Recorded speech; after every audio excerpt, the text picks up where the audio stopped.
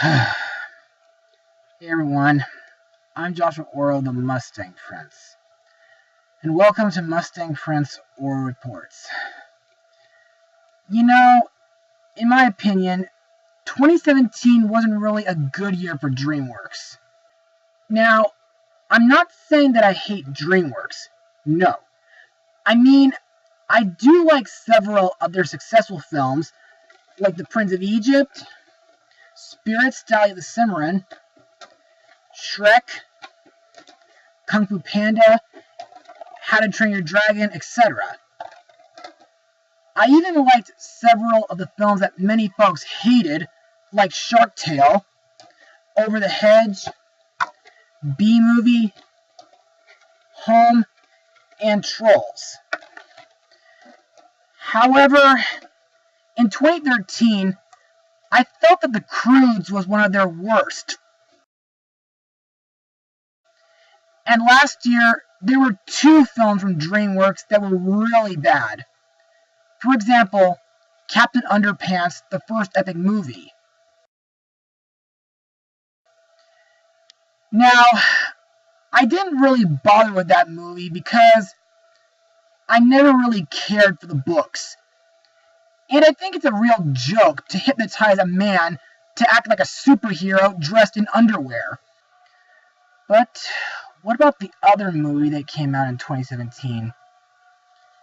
Well, that's what I'll be vlogging today. Released on March 31st, 2017, the movie is The Boss Baby. Now let's get started. 7-year-old Tim Templeton has always had an overactive imagination, and for the past 7 years, life has been all peaches for him, getting all the love and affection from his caring parents. However, after the arrival of Boss Baby, an unexpected new brother dressed in a black suit, complete with a tie and a briefcase, Tim won't be the center of attention anymore as the powerful sibling takes over the whole house, robbing him of all care. But soon, Tim and the new boss in a diaper will need to put their differences aside and join forces as a sneaky scheme involving the head of Puppy Co. threatens to tilt the balance of power towards their insidiously adorable furry antagonists. Not to mention that the next pet convention is only in 2 days. So, what are my thoughts on this movie? Well, it's not too bad. I just have mixed feelings for it. But I'll explain in my Mustang notes. Upon reading the original book, on which the film is based on, director Tom McGrath felt a connection to it, as he had an older brother and felt like the boss of the family. In keeping with that theme, he stated in an interview with Den of Geek that his personal goal was to watch this movie with his brother and to see how it affected him, which resulted in McGrath's brothers being moved to tears by the completed movie. The look of the film was inspired by design techniques popularized by the 1960s, as well as animated films from both the 60s and 50s. This was due to McGrath's belief that contemporary animated films focus too much attention on realism.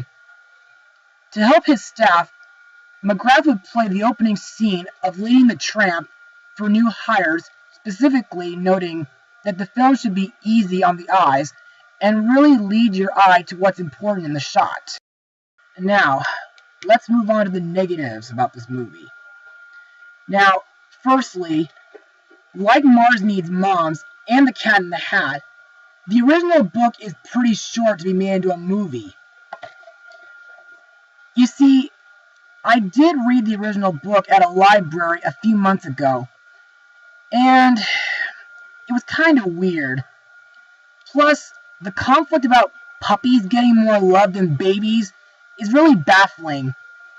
I mean, what does it matter if puppies and babies are loved more than each other? I mean, it's kind of the same issue that folks have with the Butter Battle book, where it shouldn't matter if someone spreads their butter up or down. Also, while some of the comedy is pretty hilarious, some of the jokes can go too far. Like, there's gross out humor, a few camera angles on a baby's butt, and this movie almost got away with a sex joke. Also, I feel like the baby corp was copied from Warner Brothers' Storks movie. Lastly, I'm surprised that this movie was nominated for Best Animated Movie during the Oscars and the Golden Globe Awards. Thankfully, it lost to Pixar's Coco. As for the positives, well, I gotta say, the animation is awesome. I mean, it's Dreamworks after all. To me, these guys do great with their CGI animation. And I think, while several humans are a tad cartoony, it's still pretty good. Plus, the animation used for Tim's imagination looks almost 2D. But sometimes the animation can be disturbing. And despite the puppy conflict in this movie, the story feels pretty similar to the Rugrats movie because it focuses on the relationship between brothers. Anyway, I guess that's all I have for Mustang Notes. So, let's move on to the characters and their voice actors. Our title character, the Boss Baby, later known as Theodore Lindsay Templeton, though I prefer to call him BB, is voiced by Alec Baldwin, who got to be in Rise of the Guardians, Rock of Ages, the SpongeBob SquarePants movie, The Cat in the Hat, and Madagascar Escape to Africa. And he'll be in the upcoming Arctic Justice movie this fall. Now, BB is a baby with the mind of an adult. The reason why he's like this is because during the sorting process at Baby Corp, the machine failed to tickle him, and he was sorted into the management section instead of the family section, making him a boss baby. During this time, he came to idolize the super colossal big fat boss baby, once a legendary baby who was bestowed the company's highest position and was given an exclusive office. After working there for an undetermined amount of time, he was sent on a mission by his superior, the big boss baby, to find out why humans adore puppies more than babies. Now, to me, while BB looks sharp with his suit, he kind of makes me think of Baby Herman from Who Framed Roger Rabbit, and Stewie from Family Guy. In the beginning of the movie, BB acts pretty spoiled, but the things I like about him is his leadership and coaching, like when he helps Tim ride a bike without training wheels. Our main character, Tim Leslie Templeton, is voiced by Miles Bakshi, who got to be in Shrek Forever After. To me, Tim is a very relatable kid, due to him being very imaginative and cheerful. But as soon as BB steps into his life, Tim takes an immediate dislike to him and is determined to get rid of him. But after Tim agrees to help BB stop Puppy Co., and as they prepare, Tim starts to feel a strong brotherly bond to BB. Tim's parents, Ted and Janice, are voiced by Jimmy Kimmel and Lisa Kudrow.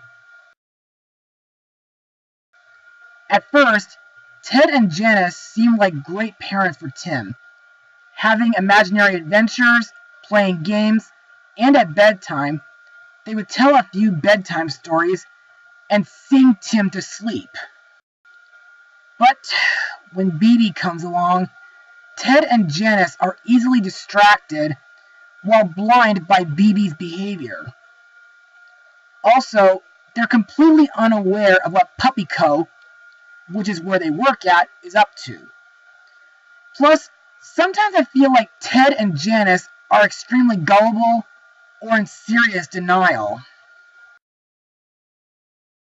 Next, we have our main villain, Francis Eugene Francis, the CEO of Puppy Co., voiced by Steve Buscemi.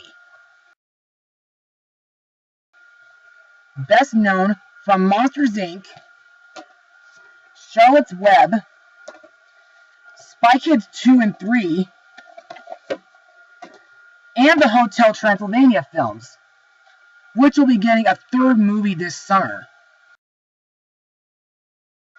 Francis was once a worker at Baby Corp, known as the Super Colossal Big Fat Boss Baby, eventually working himself up as its new CEO until he got kicked out for having lactose intolerance, as he couldn't drink a secret formula that made babies act like adults, which resulted at him getting older, much to his dismay. After getting replaced and fired, Francis was sent to be adopted by the Francis family with an older brother named Eugene Francis. Ever since then, Francis angrily vowed revenge on Baby Corp, growing up to become a middle-aged businessman, which resulted in him founding Puppy Co. to act as a rival to Baby Corp, becoming more popular to the public. His evil plan is to create the Forever Puppy, which, to me, looks like a baby panda, mixed with BB's secret formula to stay young, in order to drive more attention from humans and having them ignore babies, and that Baby Corp will be out of commission as a result. Also, in my opinion, Francis is really nuts, and I can't believe that he would lock Tim's parents in a giant heart box and attempt to burn them with a rocket. Another character to mention is Francis's brother, Eugene, voiced by Conrad Vernon. Best known for voicing Gingy in the Shrek films. Eugene is initially thought to be dim-witted as compared to his younger brother, who orders him around.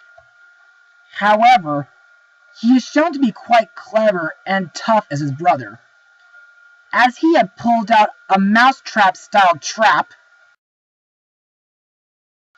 on Tim and BB and disguised himself as a Mary Poppins-style babysitter to fool the Templetons into putting the two boys under his care.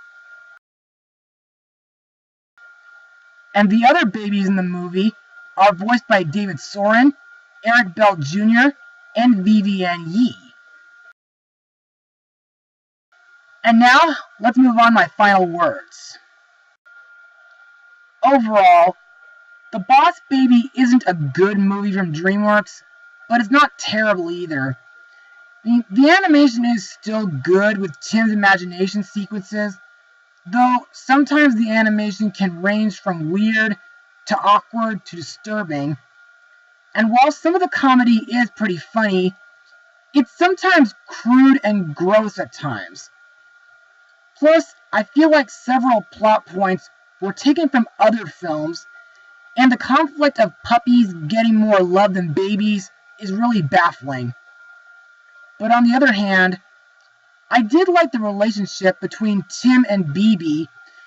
In fact, I can see them growing as thick as thieves. Still, this movie isn't as good as most of DreamWorks' films in my eyes. So, my rating for this movie will be a 57% out of 100. Oh, and by the way, I hear this movie is going to get a sequel in 2021. And I'm not sure if I might blog it, because mostly I don't blog sequels to movies that I don't like. But we'll see. Anyway, that's it for today, everyone. Be sure to join me for my next blog, which hopefully will be a better film than this. Mustang Power.